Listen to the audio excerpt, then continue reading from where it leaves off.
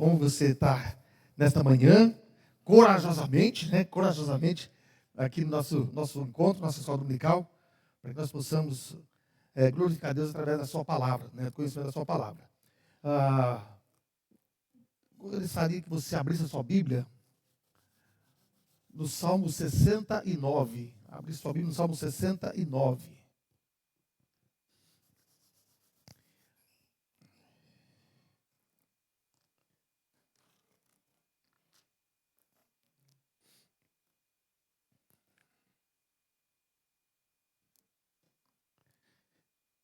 E nós estamos lendo até o versículo 15, tá bom, queridos? Diz assim o Salmo 69. Salva-me, ó Deus, porque as águas me sobem até a alma. Estou atolado em profundo lamaçal que não dá pé. Estou nas profundezas das águas e a corrente me submerge. Estou cansado de clamar. Secou-se a garganta. Os meus olhos desfalecem de tanto esperar por meu Deus. São mais que os cabelos da minha cabeça os que sem razão me odeiam. São poderosos os meus destruidores, os que com falsos motivos são meus inimigos. Por isso tenho de resistir o que não furtei, restituir o que não furtei. Tu, ó Deus, bem conheces a minha estultice e as minhas culpas não te são ocultas. Não sejam envergonhados por minha causa os que esperam em ti, ó Senhor, Deus dos exércitos. Nem por minha causa sofram vexame os que te buscam, ó Deus de Israel. Pois tenho suportado afrontas por amor de ti, e o rosto se me encobre de vexame. Tornei-me estranho aos meus irmãos e desconhecido aos filhos da minha mãe. Pois o zelo da tua casa me consumiu, e as injúrias dos que te ultrajam caem sobre mim. Chorei em jejum, está a minha alma, e isso mesmo se me tornou em afrontas. Pus um pano de saco por vestes, e me tornei objeto de escárnio para eles. Tagarelam sobre mim os que à porta se assentam, e sou motivo para cantigas de beberrões. Quanto a mim, porém, Senhor, faço a ti um tempo favorável à minha oração. Responde-me, ó Deus, pela riqueza da tua graça, pela tua fidelidade em socorrer. Livra-me do tremedal, para que não me afunde.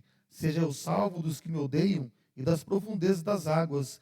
Não me arraste a corrente das águas, nem me tragam a voragem, nem se feche sobre mim a boca do poço. Vamos ter um momento de oração?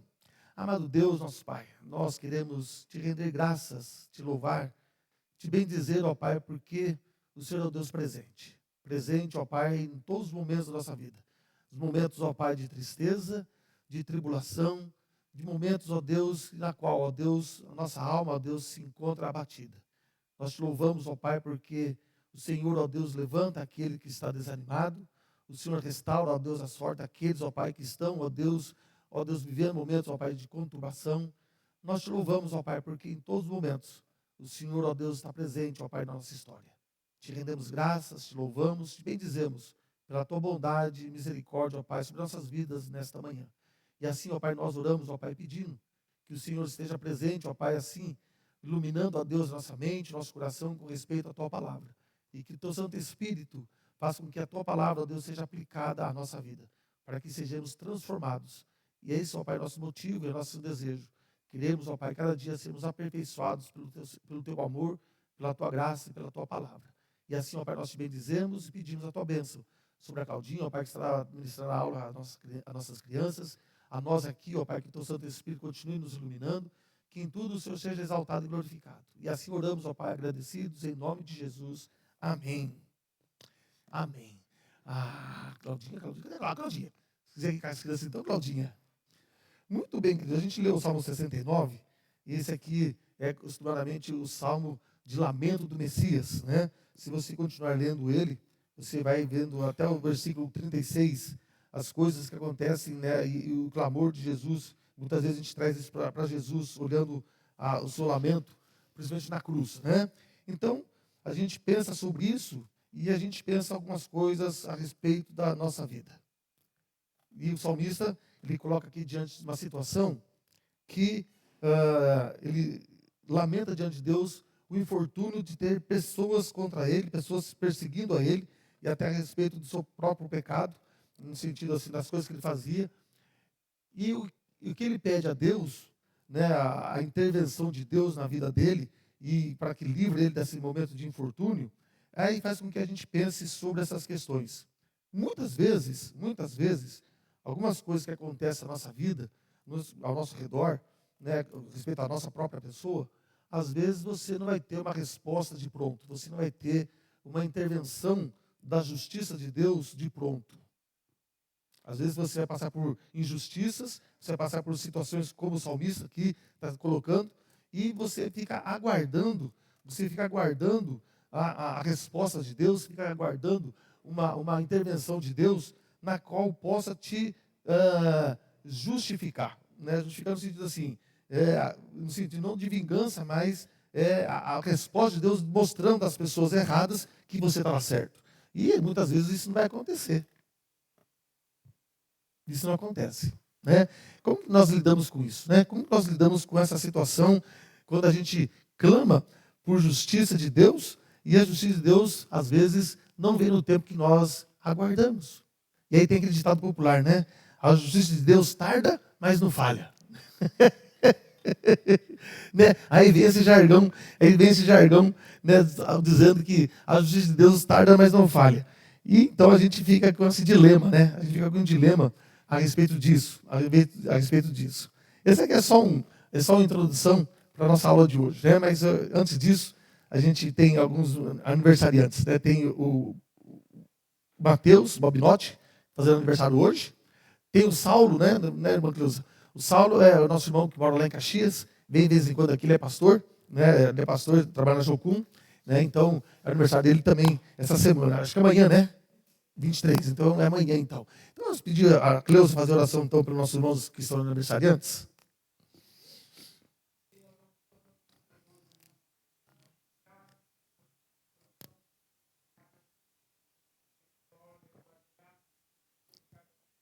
Uhum.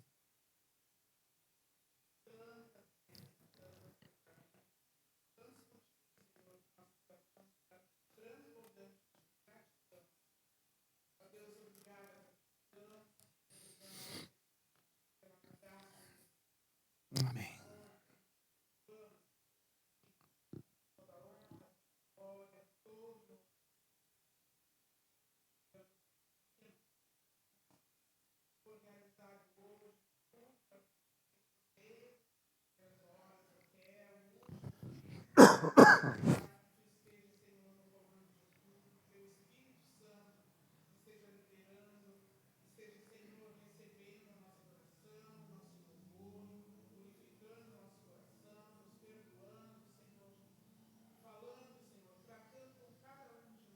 Amém.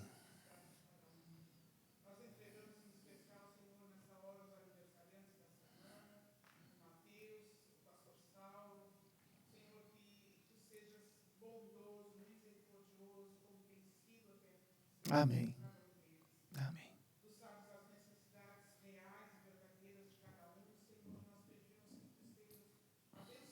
Uhum.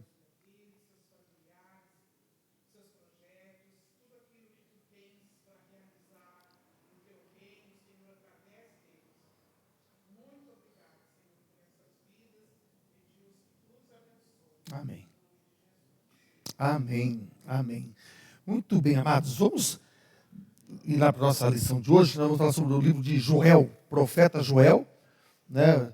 Está dentro dessa classe dos profetas menores. Então a gente precisa conversar um pouquinho sobre ele, a respeito de algumas coisas importantes da vida deste profeta. Começa pelo nome dele, né? Quando a gente olha para o nome Joel, né? O nome era mais usado antigamente, né? Antigamente a gente usava, tinha muitas pessoas com esse nome. Hoje em dia não é mais tão normal a gente olhar ouvir pessoas com esse nome, Joel. Né? Mas o nome Joel significa Jeová é Deus. Né? Jeová é Deus. Tá? Então, o significado do nome Joel é um significado bonito, né? Que diz que Jeová, ou Yahvé, é Deus. Tá? Então, esse já só pelo nome dele, então já a gente começa a pensar sobre por que Deus chama esse homem para ser profeta no povo de Israel. Né? Muito bem. Esse profeta aqui é o profeta mais difícil de você datar o seu ministério. não tem uma data exata, precisa, que nós possamos dizer para nós. Ele é pré-exílico, ele é exílico, ele é pós-exílico. Então, há várias tendências, há várias explicações a respeito de muitas coisas que tem no texto, né, a respeito das suas colocações, e às vezes as pessoas acham, então, que ele pode ser pré-exílico, anunciando a queda, então, de Judá, de Jerusalém, porque ele não faz menção a Israel, ele faz mais menção a Jerusalém, porque provavelmente ele já está vivendo dentro de um período que Israel já caiu, já foi levado ao cativeiro, já foi espalhado pelo rei da Síria. Então, ele não faz menção a Israel. Então, uma das possibilidades é que Israel então já deixou de existir como nação porque ela foi disseminada pelo rei da Síria. Uma outra sugestão, outra hipótese, é que ele possa ser um profeta que foi levantado no tempo do rei Joás. Você sabe que o rei Joás, ele começa a reinar com 8 anos de idade. Só que não reinou, porque ele foi liderado pelos líderes, né, os sacerdotes e a cúpula da liderança, até ele atingir a idade, né, para ser nomeado rei. Né? Então, nesse período de infância, então, pode ser que ele esteja vivendo nesse período da infância do rei Joás. Por quê? Porque ele não faz menção ao rei de Jerusalém. Não faz menção ao rei de Jerusalém. Então, provavelmente ele possa ser também esse profeta que profetizou nesse período, né, da infância do rei Joás. É uma hipótese. Outra hipótese é que ele possa ter sido lá no tempo pré-exílico, mas já voltando então para Jerusalém, daquele período então que o povo volta para Jerusalém, só que 400 anos depois que eles voltam da Babilônia, o povo começa a voltar ao pecado de novo. Então, às vezes, por algumas referências ali, então as pessoas acham que possa ser que ele seja um pós-exílico, mas aí entra até assim, mas como ele é um profeta, aquilo que ele está falando de coisas do futuro, então não dá para você determinar se isso é porque foi uma voz profética que ele levantou lá muito tempo atrás, ou se ele está vivendo o tempo do pós-exílico. Mas como a sua profecia tem algumas coisas que colaboram, ou tem outros profetas que colaboram com a visão dele, então provavelmente ele tenha sido um contemporâneo do profeta Obadias, por causa da referência que Obadias usa, e ele usa, são a mesma referência. Então provavelmente ele seja dentro do tempo do Obadias, que é um período pré-exílico, né, que ainda Jerusalém não caiu no exílio, ele não foi levado para a Babilônia. Então, possa ser que ele viva nesse período de conturbação, nesse período na qual está toda aquela turbulência toda que está acontecendo em Israel e também em Jerusalém. Contudo, Jerusalém é um tempo bom, porque Jerusalém o pessoal está tranquilo, Jerusalém está caminhando, está prosperando, apesar de toda a sua prática de religião pagã sendo colocada ali dentro. Apesar disso tudo, então, a nação de Jerusalém não estava preocupada, com respeito à vida de comunhão com Deus, uma vida realmente que estivesse debaixo, né, dos princípios de Deus, vivendo dentro dos princípios de Deus. Por quê? Porque eles estavam vivendo um tempo de prosperidade, um tempo de bonança, um tempo de paz. E isso faz com que o povo fique mais relaxado com respeito a isso. Né? Às vezes acontece com a gente, né? Quando a corda aperta, você lembra da igreja, você lembra dos irmãos que oram, você lembra de Deus, você se ajoelha, você se arrebenta, você chora, você clama, você jejua, você lê a Bíblia, você fica no desespero. Mas quando as coisas acalmam, tudo volta à tranquilidade, você... Nós, seres humanos, somos assim, né? Infelizmente. Nós somos interesseiros, irmãos. Infelizmente, nós somos interesseiros. Nós somos tremendamente interesseiros. Quando a coisa aperta, quando a coisa arrocha, a gente sabe onde buscar socorro. A gente sabe onde buscar ajuda. Tem ao contrário. Tem pessoas ao contrário. Que quando a coisa arrocha, a pessoa abandona Deus. Ele fica decepcionado com Deus. E quando a coisa está tranquila, ele volta para Deus. Porque ele entende assim, então está indo bem, Deus está me abençoando. Ele continua. E quando a coisa arrocha, Deus está ruim comigo. Deus está bravo comigo. Então ele abandona Deus. O ser humano é complicado. Não dá para a gente entender a nossa cabeça. Não dá para a gente entender a nossa cabeça. Então, o profeta Joel tem um dilema, né? Está vivendo um dilema muito duro na sua caminhada. E a temática do livro de Joel, você poderia ter três pontos importantes. Ele fala sobre o dia do Senhor, a ênfase do livro todo, o dia do Senhor. Ele fala de um julgamento, e antes do julgamento ele fala de arrependimento. Então dia do Senhor, arrependimento e julgamento. Então esses três pontos são fundamentais no livro de Joel. Nesses poucos capítulos que você tem aqui, ele trata quase que praticamente de tudo aquilo que nós lemos na Bíblia, de tudo que nós lemos no Evangelho a respeito do tempo do dia do Senhor. O que é esse dia do Senhor? O que é esse dia do Senhor? Paulo fala sobre isso, Pedro fala sobre isso, Jesus fala sobre isso. O que significa esse dia do Senhor? Vamos ver algumas questões importantes para a gente pensar. Primeiro, dia do Senhor tem a ver com alguma coisa que faz com que a gente pense que haverá dias de catástrofe. Só para você ter ideia, no Antigo Testamento, essa referência ao dia do Senhor tem 14.667 versículos que fala sobre isso.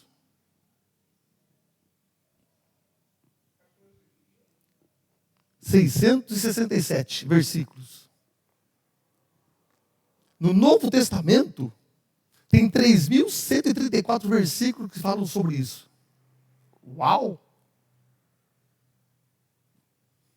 Se a gente somar, vai dar mais ou menos 17.800 versículos que falam sobre o dia do Senhor. Deve ser importante isso, né? Deve ser uma coisa muito importante. Para ter quase 18 mil versículos correlacionados ao dia do Senhor. É muita coisa. E a gente não se atenta para que significa isso. O que significa esse dia do Senhor? Vamos lá, fazer só para a gente ver. 1 Tessalonicenses, capítulo 5, versículo 2 e 4. Leia para nós, Vini. 1 Tessalonicenses 5, 2 e 4.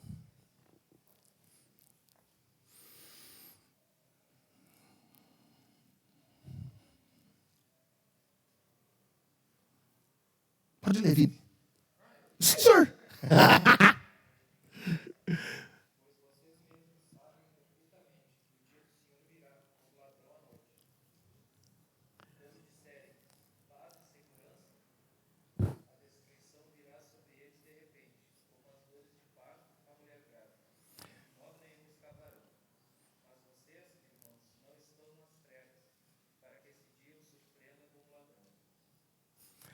Segundo Tessalonicenses 2, assim mesmo, capítulo 2, versículo 2 e 3. Segundo Tessalonicenses.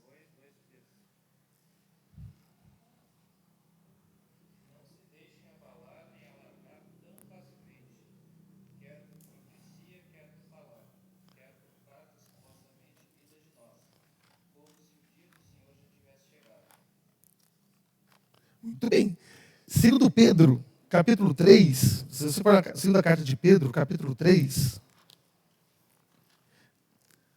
versículo 8 até o versículo 10, diz assim: há todavia uma coisa, amados, que não deveis esquecer, que para o Senhor um dia é como 1000 anos, e 1000 anos como um dia.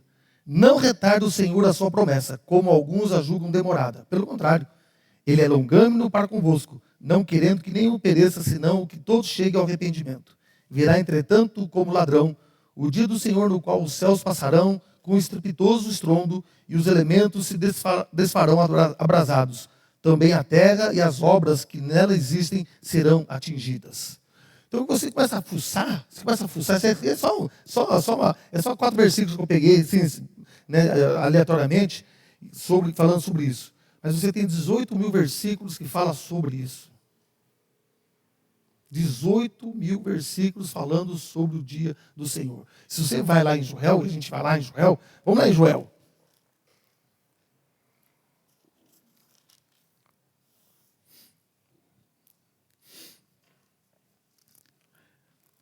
As pessoas falam de Joel e você começa a ler, é bem facinho, 4 capítulos, bem rapidinho. Você lê assim, você brinca, você lê rapidinho ele, né?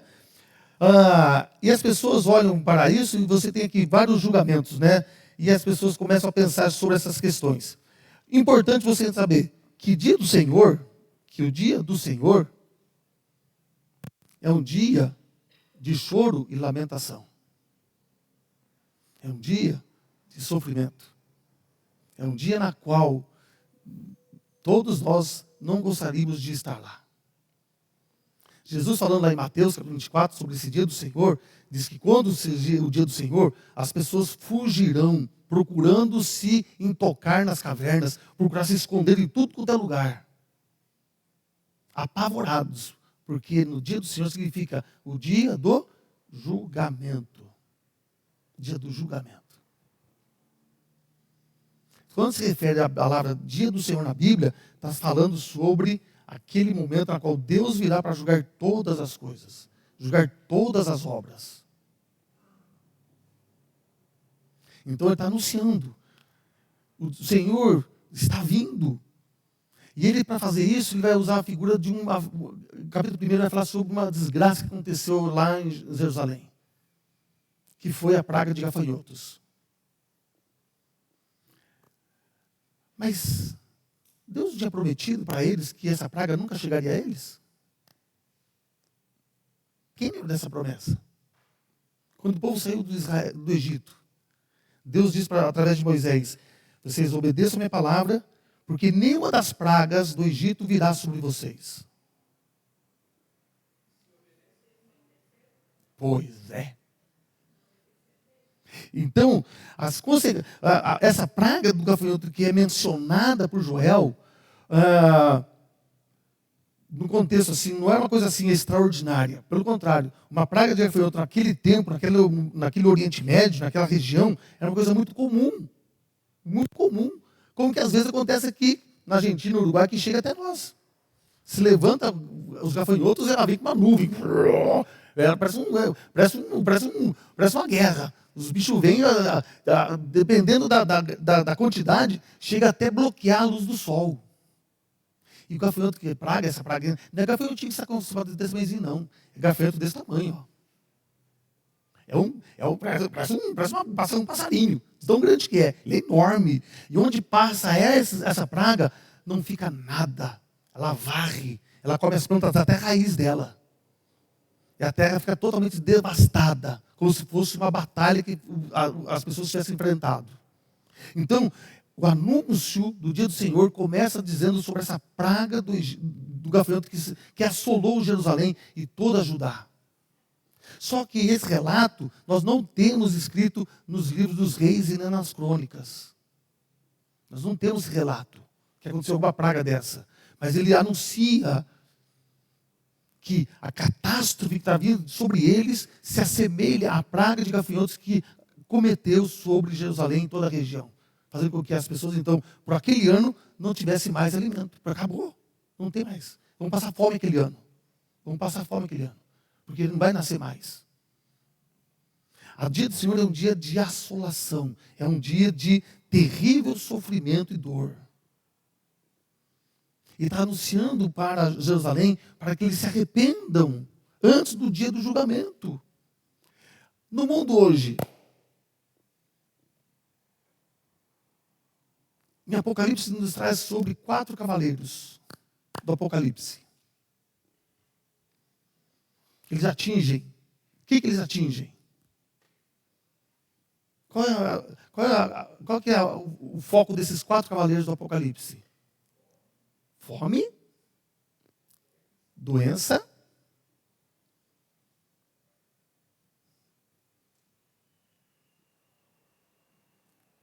que mais? Queimadas e seca. Esses são os anúncios de Deus com respeito ao dia do Senhor que está chegando. E nesses 4 cavalos diz assim, que a fome assolará 1/3 da terra. A peste assolará 1/3 da terra. A queimada assolará 1/3 da terra. A seca alcançará 1/3 da terra. Então não se espante o que está acontecendo no mundo. Esses são pré-anúncios de Deus dizendo, o dia meu está chegando. O meu dia está chegando. Então, quando nós olhamos Joel, Quando nós lemos o texto de Joel, você fala assim, ó, epa, espera aí. Esse dia do Senhor é sério. Isso é fato. Isso acontecerá. Ainda que nós julguemos demorado. Como diz Pedro, um dia para o Senhor é como 1000 anos, e 1000 anos é como um dia. Mas o dia do Senhor virá. O dia do Senhor virá. Não se iludam. Não deixe ser levado por fantasias. Não deixe que a sua vida com Deus, a sua vida de comunhão com Deus seja afrouxada. Então, lembrar-nos de que o dia do Senhor é um dia de lamento, de choro e de desespero, deve ser um dia para a gente pensar com muito receio. Com muito receio.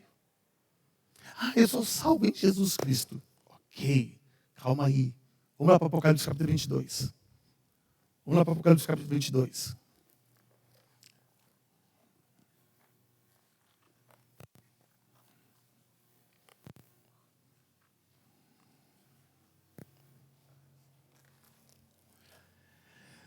Vamos lá, queridos, versículo 8. Versículo 8. Finalzinho do livro, né? Fechando o livro. Diz assim, eu, João, sou quem ouviu e viu estas coisas. E quando as ouvi e vi, prostrei-me ante os pés do anjo que me mostrou estas coisas, para adorá-lo. Então o anjo me disse, vê, não faças isso, eu sou conservo teu, dos teus irmãos, os profetas, e dos que guardam as palavras deste livro. Adore a Deus. Disse-me ainda, não seles as palavras da profecia deste livro, porque o tempo está próximo. Continue o injusto fazendo injustiça. Continue o mundo ainda sendo imundo. O justo continue na prática da justiça. E o santo continue a santificar-se. E eis que venho sem demora. E comigo está o galardão que tenho para retribuir a cada um segundo as suas obras. Eu sou o Alfa e o Ômega, o primeiro e o último, o princípio e o fim. Bem-aventurados aqueles que lavam as suas vestiduras no sangue do Cordeiro, para que lhes assista o direito à árvore da vida, e entre na cidade pelas portas. Fora ficam os cães, os feiticeiros, os impuros, os assassinos, os idólatras e todo aquele que ama e pratica a mentira. Eu, Jesus, enviei o meu anjo para vos testificar essas coisas às igrejas. Eu sou a raiz e a geração de Davi, a brilhante estrela da manhã. O Espírito e a noiva dizem, vem. Aquele que ouve, diga, vem. E aquele que tem sede, venha. E quem quiser, receba da graça a água da vida. Então, o fechamento do livro faz com que a gente pense sobre o nosso julgamento. O Senhor vem. Ele virá com poder e glória para nos julgar. Abre o capítulo 20. Vai no capítulo 20.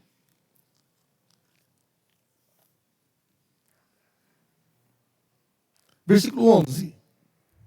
Diz assim, vi um grande trono branco e aquele que nele se assenta, de cuja presença fugiram a terra e o céu, e não se achou lugar para eles. Vi também os mortos, os grandes e pequenos, postos em pé diante do trono. Então se abriram livros, ainda outro livro, o livro da vida foi aberto. E os mortos foram julgados segundo as suas obras, conforme os que se achava escrito nos livros. Deu o mar os mortos que nele estava, a morte e o além entregaram os mortos que nele havia, e foram julgados, um por um, segundo as suas obras. Então a morte e o inferno foram lançados para dentro do lago do fogo. Esta é a segunda morte, o lago do fogo. E se alguém não foi achado escrito no livro da vida, esse foi lançado para dentro do lago de fogo. Ou seja, quando fala do julgamento do trono branco, ele está falando sobre o julgamento dos cristãos. Ele está falando sobre o nosso julgamento. Ah, mas eu sou salvo em Jesus. Não, você é salvo em Jesus, porém você vai ser julgado, segundo as suas obras.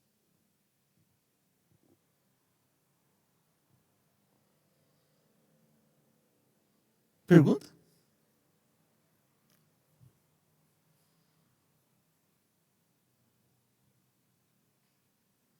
Então,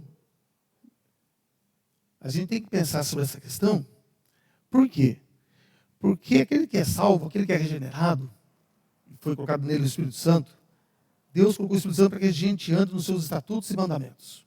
Deus colocou em nós o seu Espírito para que a gente possa viver uma vida agradável ao Senhor. Eu não tenho direito, como cristão, de viver minha vida de maneira libertina. e colocar a minha base de salvação, fincar ela numa muleta, dizer assim, Jesus me salvou, eu estou garantido. Eu continuo vivendo a minha vida de qualquer jeito. Como se nada tivesse acontecido. Como se nada fosse regenerado em mim. Eu não posso fazer isso. Porque, naturalmente, a transformação que o Espírito Santo provoca em nós, ele nos move a viver uma vida de santidade. Ele nos impulsiona a querer viver uma vida agradável a Deus. Esse é o efeito natural do Espírito Santo na vida do cristão, levando o cristão a querer viver uma vida agradável diante do Senhor. E ele sabe, para viver uma vida agradável diante do Senhor, tem que andar segundo a sua palavra. Tem que viver segundo os mandamentos do Senhor. É uma consequência natural da ação do Espírito Santo em nós. Então, baseado na minha fé, em minha salvação, na minha convicção, e continuar minha vida dessoludamente em pecado, eu só estou tentando amortecer o efeito do pecado em mim. Eu não estou sendo coerente nem comigo e nem com Deus. Nós seremos julgados segundo as nossas obras. Segundo as nossas obras. As suas obras vão mostrar se você é cristão ou não.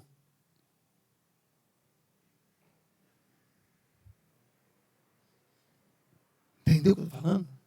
As obras que nós praticamos definem quem somos. Se nós somos regenerados ou não. Dizer que todos nós aqui somos cristãos é muito fácil. Até eu mesmo. É muito fácil, até mesmo para mim. Concordo?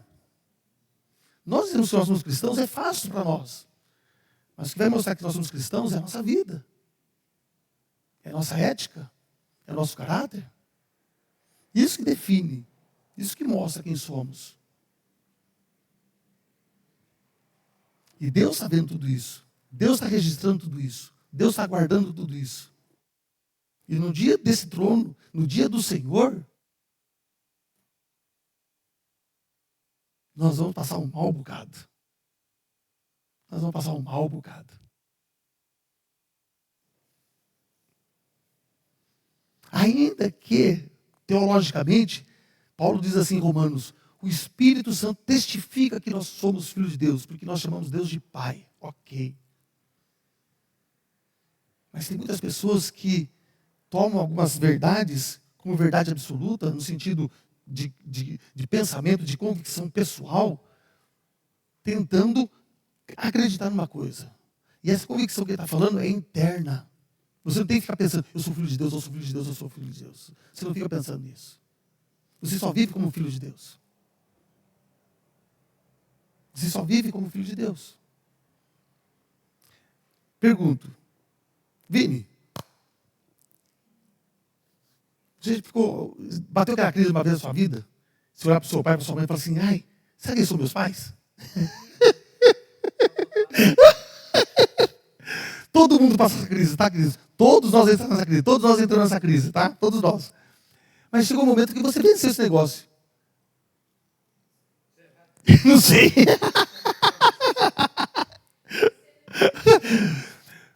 Mas eu e você, nós cremos piamente que nossos pais são nossos pais. Contudo, irmãos, é nesse aspecto da gente entender que o Paulo está falando, que há pouco ele está falando, o que Joel está falando. O que Joel está falando. Ele está chamando os filhos de Deus, aquele povo eleito por Deus em Abraão. Esse povo, ele colocou uma muleta no braço do braço, dizendo assim, nós somos filhos de Abraão. E nós estamos garantidos como povo de Deus. E foi a mesma exclamação, foi a mesma afirmação que Jesus escutou no seu ministério. Nós somos filhos de Abraão? Quem está falando que a gente precisa se arrepender? Peraí, filho de Abraão não precisa se arrepender, nós já temos o céu como garantia. E eles achavam que isso era suficiente para entrar no céu, porque eles eram filhos de Abraão. E aí João vai dizer assim, pois é. E Jesus falou assim, pois é. Jesus falou assim, está vendo essas pedras aí? Deus pode levantar filhos de Abraão dessa pedra. Dessa pedra Deus levanta filhos de Abraão. Porque para um judeu ortodoxo, ele não precisava se arrepender de pecados.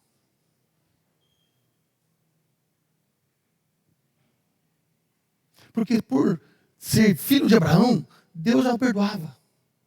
Deus já o amava. Deus já o separava. E Deus guardava ele. Mesmo diante dos pecados que ele fazia, ele cria que o amor de Deus, a graça de Deus era muito maior que tudo isso. E por ser filho de Abraão, ele já estava abraçado por Deus. E é isso que acontece muitas vezes quando nós usamos a salvação de Jesus como muleta para a nossa caminhada cristã. Eu posso viver minha vida no pecado, não estou nem aí com as coisas, porque Jesus é o meu Salvador. Muitas vezes nós usamos como muleta.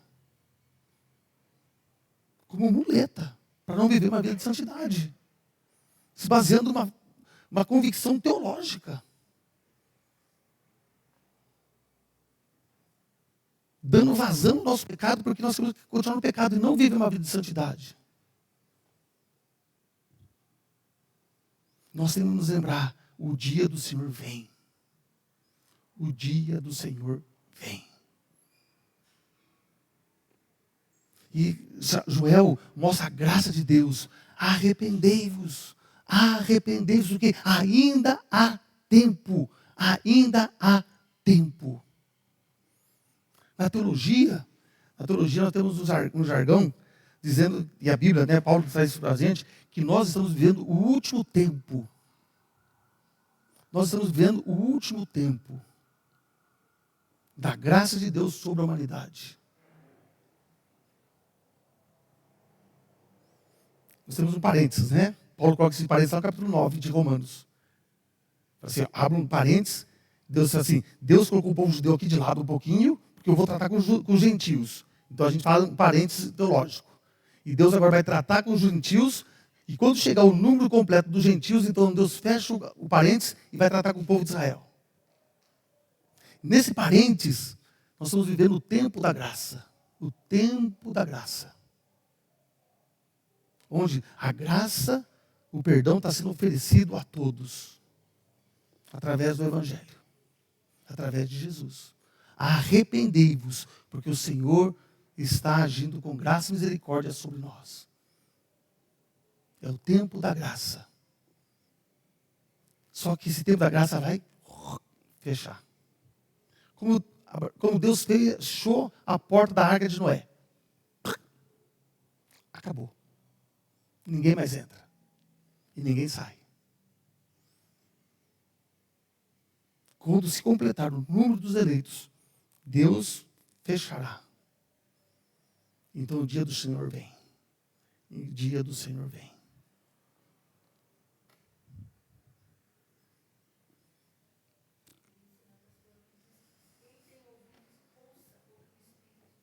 Exatamente. Exatamente. Aham, tá aí. Tá falando, né? E o coração do homem é duro, né, irmã? O coração do homem é duro. Então, esse tempo da graça, irmãos, é esse tempo na qual o Joel está dizendo, arrependei-vos, arrependei-vos. Você não escutou essa mensagem de outro profeta? Qual outro profeta? Normalmente o profeta faz isso, ele traz uma palavra de exortação, graça, misericórdia.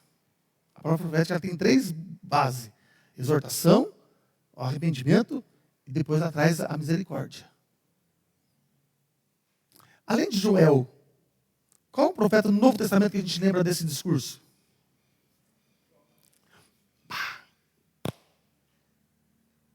O João Batista era um exímio pregador, era bom pra caramba, né?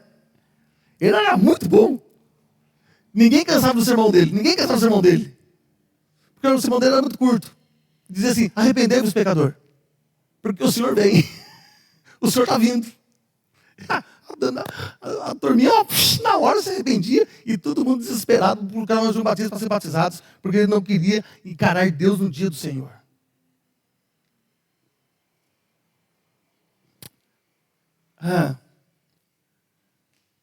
Tem outro profeta que fez isso também. Com muita convicção. Lá no passado. Antes, no Antigo Testamento. Quem foi um dos profetas assim, que deu uma mensagem assim, impactante? Jonas. Chegou em Nínive e disse, arrependei-vos, porque o Senhor vem contra vocês. E falando isso com alegria ainda. Porque ele detestava os ninivitas. Ele foi lá com prazer. Ele não queria ir. Mas quando ele foi para chutar o pau da barraca. Agora Deus vai encontrar vocês. Arrependei-vos. Hã? Na força do ódio, exatamente. E Deus salvou 120 mil pessoas. Deus salvou 120 mil pessoas. Então, queridos, a mensagem de arrependimento é o tempo na qual Deus está manifestando a sua graça e a sua misericórdia. É o lado positivo do amor de Deus para nós. É o tempo de nós nos arrependermos dos nossos erros, lembrando que você e eu prestaremos contas disso. Muitas vezes a gente não enfatiza o arrependimento, a gente não bate nessa tecla, porque a gente não olha aonde vai parar isso. Aonde vai parar isso? Que no final das contas, vai ser o dia do julgamento, na qual todas as nossas obras serão julgadas por Deus. Toda a nossa vida será exposta publicamente. Publicamente. E diz Apocalipse, cada um será julgado um por um. Não vai ser de lote, não vai ser de passeada. Vai ser por nome. Vanderlei. Ainda bem que o nome é V, né? Lá no fim da fila.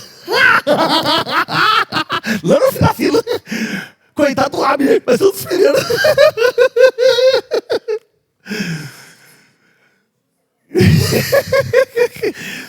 Brincadeira da parte. Na escola era assim, né? Com o meu nome na veia, tudo por ordem alfabética. Eu era sempre o último. Então, lascado, né? Eu estava sempre lascado. O Abner é o contrário. Tudo na vida dele é primeiro. Tudo na vida dele é primeiro. Não tem erro. Ele é o primeiro de tudo. Então, assim, para o primeiro, assim, tem misericórdia, né? Ele comete os erros, mas quem está no último, tem que corrigir todo o erro dos outros. Na escola eu tinha que ficar olhando tudo para não fazer os mesmos erros deles. Então eu tinha que apresentar os trabalhos assim, de maneira quase que perfeita para o professor. Porque eu tinha que ficar analisando. Daí eu tinha que estar assim, mas eu não vou cometer os erros do cara que fazia, né? Bah, é um sofrimento para mim. Mas, queridos, essa ênfase é importante a gente entender dentro do livro, porque as nossas obras serão declaradas publicamente. Tudo que você está fazendo escondido hoje,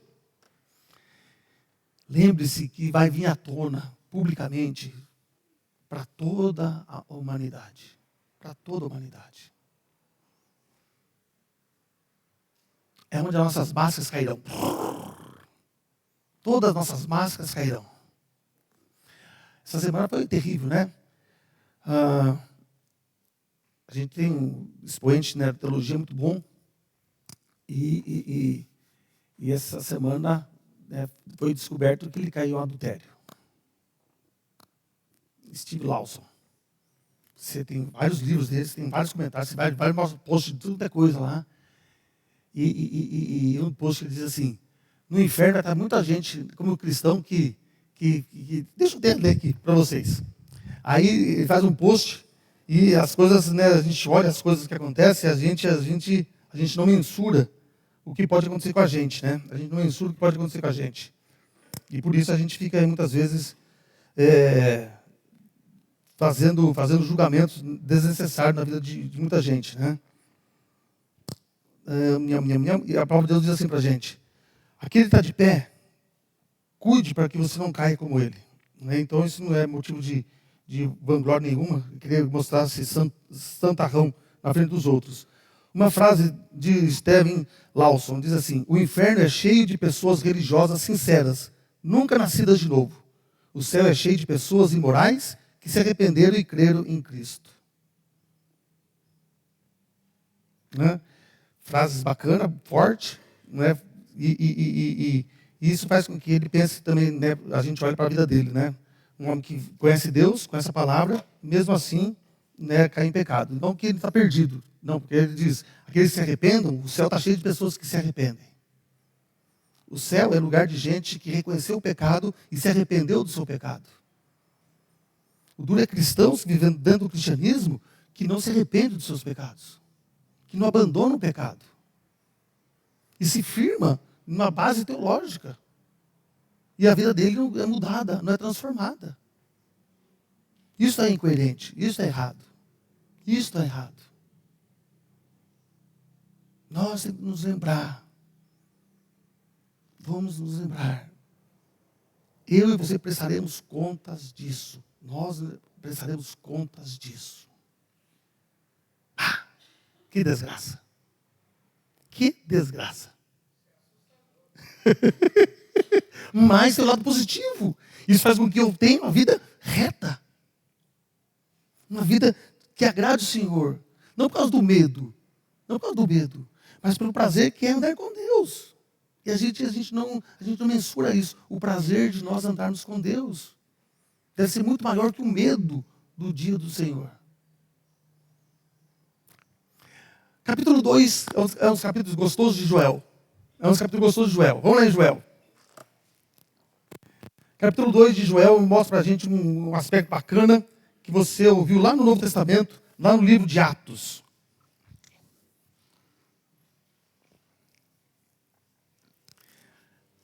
Você ouviu lá em Atos. Depois de tantas coisas, né? Ele está falando tantas coisas aqui no livro. Ele tem os blocos. O primeiro bloco fala sobre o dia do Senhor, o dia que o Senhor virá contra o povo. Né? Aqui no versículo 15. Ah, que dia, porque o dia do Senhor está perto e vem com assolação o Todo-Poderoso. Acaso não está destruído o mantimento? E aí ele começa a falar todas as coisas que o dia do Senhor. E no capítulo 2, aí tem uma reviravolta no texto. Ele começa a falar sobre as misericórdias do Senhor na vida do povo de Deus. E o versículo 28, importante a gente ler e a gente entender ele. Vamos lá. Quem lê para a gente aí? 28, 2:28.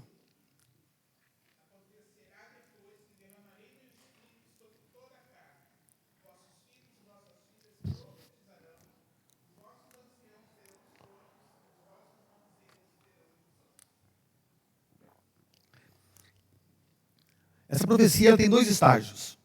O primeiro estágio dessa profecia, a gente crê que ela se cumpria quando? Pentecostes. Quem que falou? Quem usou essas palavras de Joel? Quem que era o pregador? Pedro. Cheio do Espírito Santo. Capítulo 2 de Atos, você tem Pedro falando esse versículo. Que foi prometido, através do profeta Joel, o derramamento do meu Espírito sobre toda a carne. Então, todas as pessoas que estavam em Jerusalém naquele dia de Pentecostes receberam o Espírito Santo. Os 120, os apóstolos, os 120 estavam junto com eles, e toda a multidão que creram em Jesus naquele momento, os 3.000 que foram batizados, todos eles receberam o Espírito Santo. Todos eles tiveram um impacto com Deus. E depois, sucessivamente, os outros demais convertidos também receberam o Espírito Santo. 2.000, aí foram os gentios, aí foi se espalhando o derramamento do Espírito Santo sobre toda a terra. É por isso que nós temos o Espírito Santo, porque Deus profetizou através do profeta Joel, anunciando que o Espírito dele seria dado a mim e a você. Confirmando o que? As palavras de profeta Ezequiel, capítulo 36. Que ele daria o seu Espírito para que ele pudesse fazer com que a nossa vida pudesse andar em conformidade com Deus. Então, para eu e você obedecermos a Deus, viver uma vida de conformidade com Deus, somente pela presença do Espírito Santo em nós. Por isso que eu falo para você que não tem, é uma coisa muito, muito conflitante a gente dizer que somos cristãos e a minha vida de pecado, pregressa no pecado, não foi abandonada. É contraditório. Não fecha. Não fecha. Não fecha. Pessoas cristãs que não querem obedecer a palavra, não fecha com aquilo que Deus prometeu em Ezequiel. Não fecha. Vocês concordam? Que não fecha? Como que Deus vai colocar em nós o Espírito dele para que a gente, na lei dele, e a gente não quer? Peraí, tem uma coisa errada. Tem uma coisa errada aí. Deus é mais fraco que nós? Ainda que Deus respeite a nossa vontade, o propósito dele, o decreto dele é maior. O decreto dele é maior. Quem nos santifica não somos as nossas obras. Não é que você se santifica, não tem como você fazer isso. Quem nos santifica é a obra do Espírito Santo em nós. É Ele que nos santifica. É Ele que transforma o nosso interior. É Ele que muda as nossas perspectivas. É Ele que muda os nossos sensos. É Ele que faz isso. não você, não eu. A gente pode se convencer de muitas coisas. Contudo, no momento oportuno, a gente volta tudo para as coisas erradas de novo. É como Pedro disse, nós somos como um cachorro, que normalmente a gente volta para o nosso vômito. Ou uma porca. Depois de tomar um banho, ela volta para a sua lama. Nós somos isso. Nós somos isso. Se Deus deixar nós viver a nossa revelia, nós nunca vamos abandonar o pecado. Nós nunca vamos abandonar o pecado. Porque ele é bom, gente. Ui. Se ele não fosse tão bom, você não ia gostar. Se ele fosse tão ruim, você abandonaria ele rapidinho. Mas ele é bom. Ele é bom. E por ser bom, é que te se amarra, que te segura. Mas se a vida espiritual você entende que é melhor, se você encontrou algo melhor, então você vai abrir mão disso que você julga que é bom, você vai ver que andar com Deus é muito melhor. É muito melhor do que satisfazer os desejos pecaminosos nossos. Então, a promessa de Joel, ela traz a nós esse conforto, essa constatação que esse dia chegaria. Esse dia chegou. E Pedro diz, esse dia chegou. Essa promessa dada a Joel chegou. E a igreja nasce nesse movimento pentecostal. Ui, presbiteriano pentecostal. Ah! Nós somos pentecostais, sim. Aí se nós não fôssemos pentecostais, estamos lascados. Porque a nossa igreja, as nossas convicções nasceram no dia de Pentecostes. Por quê? Porque o Espírito Santo foi dado a nós. Todos nós cristãos, somos batizados com o mesmo Espírito Santo. Mesmo Espírito Santo. Continua a profecia, Cleo, você que estava lendo, né? Versículo 20, quer dizer, versículo 30, até o versículo 32, de Joel 2.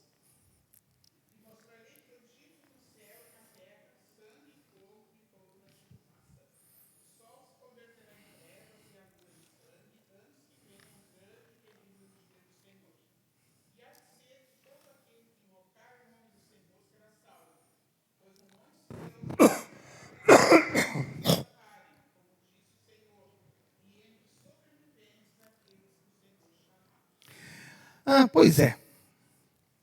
Essa segunda parte, Pedro fala sobre essa segunda parte lá, no texto de Atos, mas essa segunda parte, ela não se cumpriu ainda. Ela não se cumpriu ainda.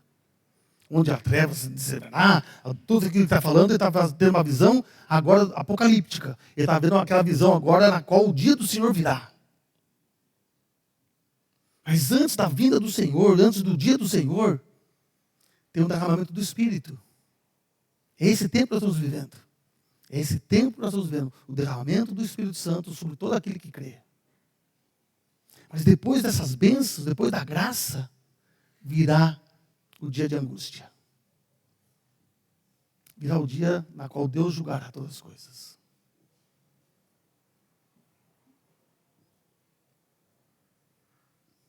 Ok?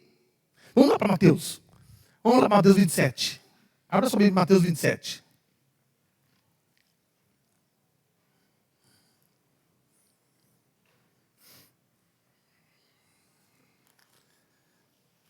Mateus 27, a partir do versículo 45.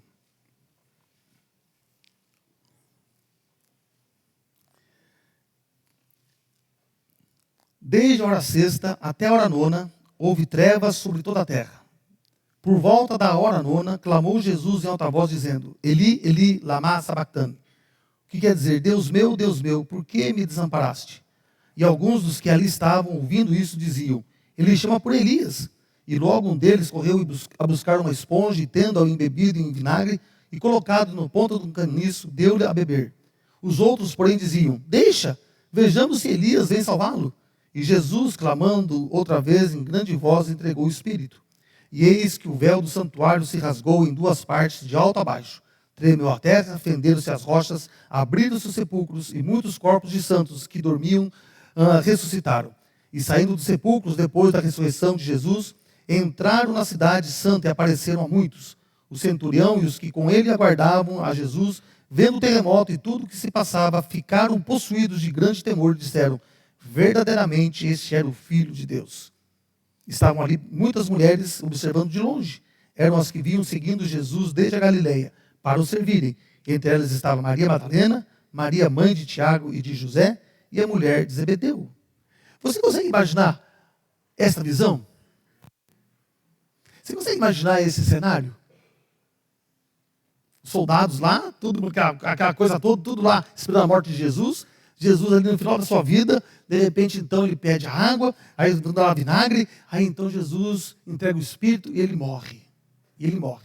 E a partir do momento que ele morre, tudo isso se sucedeu.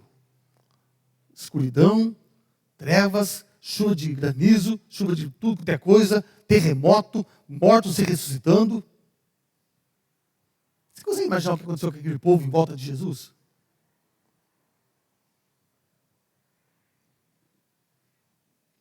Aí a gente tem a declaração do centurião, que é um comandante de 100 soldados.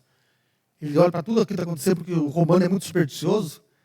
Ele olha para tudo o que aconteceu, e ele sabe que todos aqueles fenômenos que estão acontecendo, quem tem poder sobre isso é somente um Deus. É somente um Deus. E ele interpreta que esse Deus é o pai daquele cara que está sendo crucificado. E então interpreta dizendo assim: pã, matamos o Filho de Deus. Matamos o Filho de Deus. Aí mostra o cenário do templo. O véu se rasgando. O sacerdote diante de tudo aquilo que está vendo. O terremoto abalando a estrutura do templo. O véu se rasgou de cima a baixo. Interessante porque foi de cima a baixo. Não foi de baixo para cima. Foi de cima para baixo. Ou seja, ali mostra assim, Deus fazendo assim, ó. Todo aquele pacto, toda aquela aliança que ele tinha feito no passado, ele está simplesmente agora cancelando tudo. Acabando. É por isso que Deus fala assim: esse cálice é a nova aliança que eu faço no meu sangue. Tudo aquilo que tinha no passado, que prefigurava ele, foi cancelado. Foi tudo cancelado. E agora, em Cristo, tudo se faz novo. Tudo se faz novo.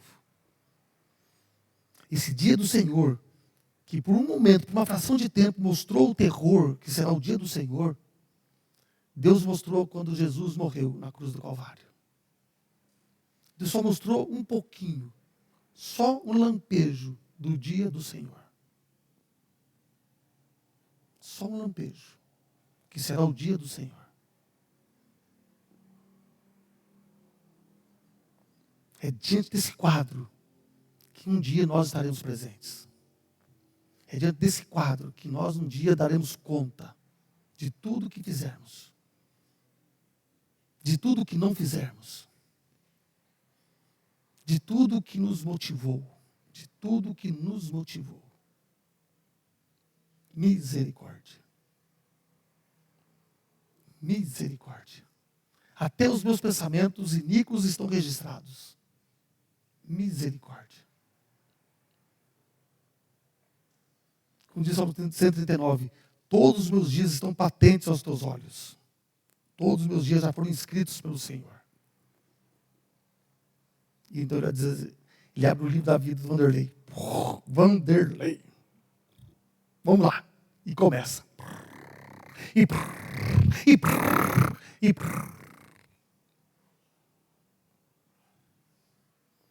amados, então, o livro de Joel, ele acaba o texto dizendo assim, uma grande mensagem de graça e misericórdia.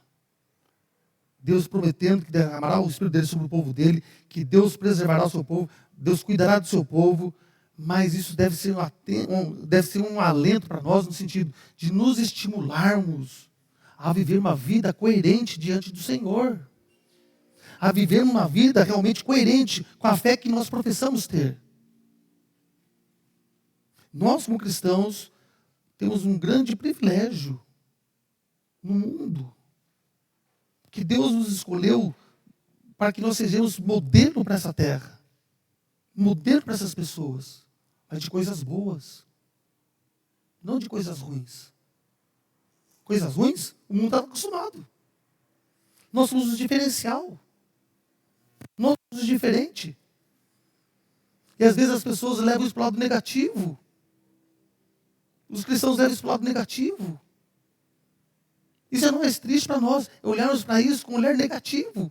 De não pecar como alguma coisa que fosse triste para nós. Pelo contrário, é libertador. Você não está mais preso a essa corrente. Você não está preso mais a essa maldição.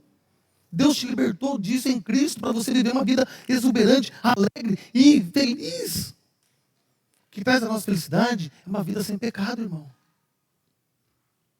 Uma vida sem pecado.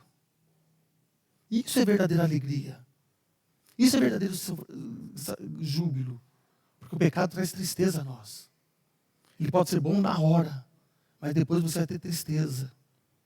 Depois você vai ter peso. Depois você vai ficar envergonhado. Você vai ficar cheio de remorso. Sabe o que acontece com o pecado não confessado? O que mais?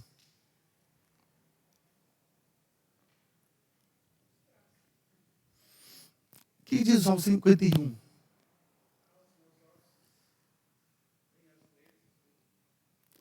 Pecado não confessado, queridos, traz dor ao seu corpo. Traz dor ao seu corpo. Traz sofrimento para o seu corpo. O Salmo diz assim: os meus ossos gemem enquanto não confessei-te o meu pecado. Existe uma doença chamada psicossomática. Ela não é uma doença que possa ser constatada. Você tem dor no corpo inteiro, né, Maria? A pessoa tem dor para tudo que é lado. Aí está doendo aqui, para ela está doendo. Você vai fazer o exame, não tem nada. Você vai na bateria de exame, não tem nada. A pessoa está perfeita, mas ela está sofrendo uma dor tremenda.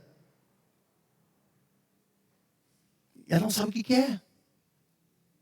Ela não sabe o que é. O médico não sabe o que é. Mas quando ela tem contato com a palavra de Deus, ela tem contato com Deus, de repente, quando ela se arrepende dos seus pecados, normalmente acontece que a pessoa deixa de sentir essas dores. E ela acha que foi um milagre. Não foi milagre. Foi o confessar o pecado. Foi se libertar daquilo que atormentava ela. Porque toda amargura, toda tristeza, todo trauma, se a gente não cura dentro da gente, ele provoca dores no nosso corpo. Que nós estamos sofrendo emocionalmente. E a gente não expõe esse sofrimento para fora. A gente não traz isso para fora. E o nosso corpo vai absorvendo isso. Toda essa carga negativa, de pensamentos negativos, o nosso corpo vai sofrendo com isso. E é onde traz muitas dores em você. Por causa desses traumas. Por causa de amargura, raiva, falta de perdoar. Traz dores e sofrimentos para nós. Por isso a palavra de Deus é tão transformadora. Liberte-se disso. Deus traz para nós o arrependimento, confissão, para nós nos libertarmos desses sofrimentos, porque Deus sabe que isso vai trazer dano para nós. E Deus não quer isso para nós. Deus quer o bem para nós. Se arrependa. Mude. Deixa o Senhor transformar. Porque isso será vida para você. Será transformador para você. Será libertador para você. E para todos nós. Que o Senhor nos dê graça. Que nós possamos sempre olhar para o livro de Joel com uma outra perspectiva. Com um outro olhar. Olhar do amor de Deus. Da graça de Deus. E da misericórdia de Deus. Ainda que ele traz para nós a consciência de que Deus nos julgará. Mas se eu e você nos arrependermos, Ele promete: eu colocarei meu Espírito em você. Eu darei o meu Espírito para você em Cristo. Para que você viva uma vida diferente. É isso que Deus nos dá em Cristo. É isso que o livro de Joel nos dá em Cristo. Essa promessa da graça. De nós vivermos uma vida nesse mundo de maneira vibrante e alegre. Amém, queridos? Diga.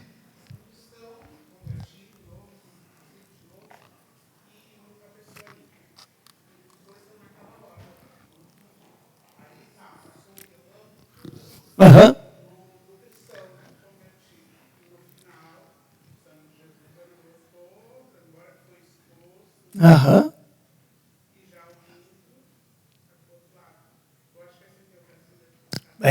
Vamos dizer assim, queridos, você é verdadeiramente salvo, né? Você verdadeiramente, não estou questionando a salvação de ninguém aqui, não é nada disso. A consciência de salvação é pessoal, né? É pessoal, então eu não estou aqui condenando ninguém.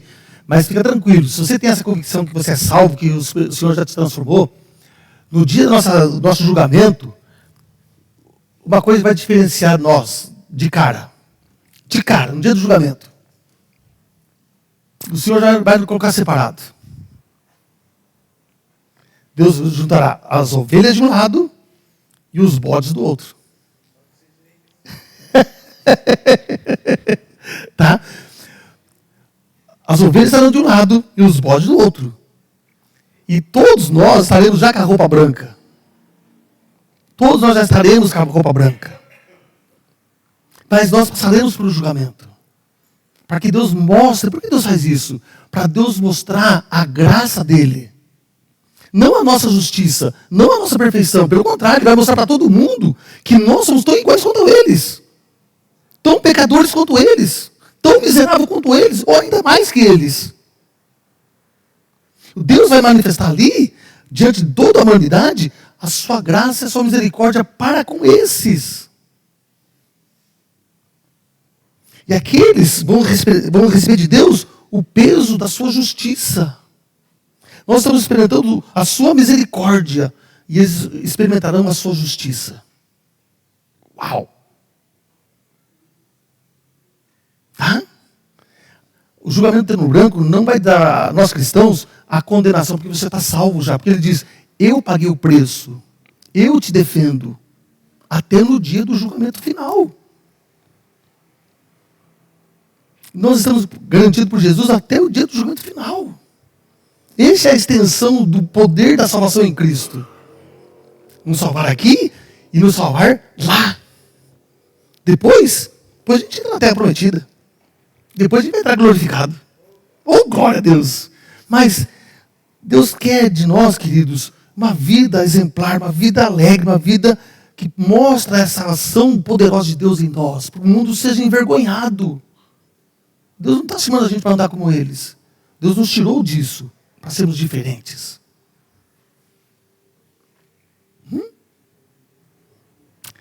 Você já foi numa festa? Você já foi numa festa? E você viu uma pessoa com a mesma roupa que você? A mulherada que fica doida, né? O homem não dá muita bola para isso. Mas a mulherada, misericórdia. Chega na festa, você vai na loja e fica 3 meses para escolher uma roupa. Escolhe 3 meses uma roupa. Aí você vai, escolhe aquela roupa, escolhe aquele sapato. Ah, ninguém vai ter na festa. Você chega na festa, você dá de cara com a criatura, com a mesma roupa, com o mesmo sapato que você. A mulherada quer acabar, quer ir embora. A mulherada acabou o dia para ela, acabou a festa, acabou tudo. Por quê? Porque ela queria ser diferente. É assim que nós temos que ter a nossa visão no mundo. Nós não precisamos andar como os outros. Deus nos chamou para ser diferente deles. A sua roupa é só sua. Até nós como cristãos, as nossas roupas são diferentes. Mas diante do mundo, nós somos totalmente diferentes deles. Isso faz com que nós sejamos olhados com preocupação. Que nós não compactuamos com as coisas deles. E eles querem fazer com que você seja como eles. Mas você já era como eles. Deus só tirou você disso. Não queira voltar para trás. Não queira voltar para trás. Tenha prazer de ser diferente em Cristo Jesus. Amém? Paulo, olha para a gente fechar.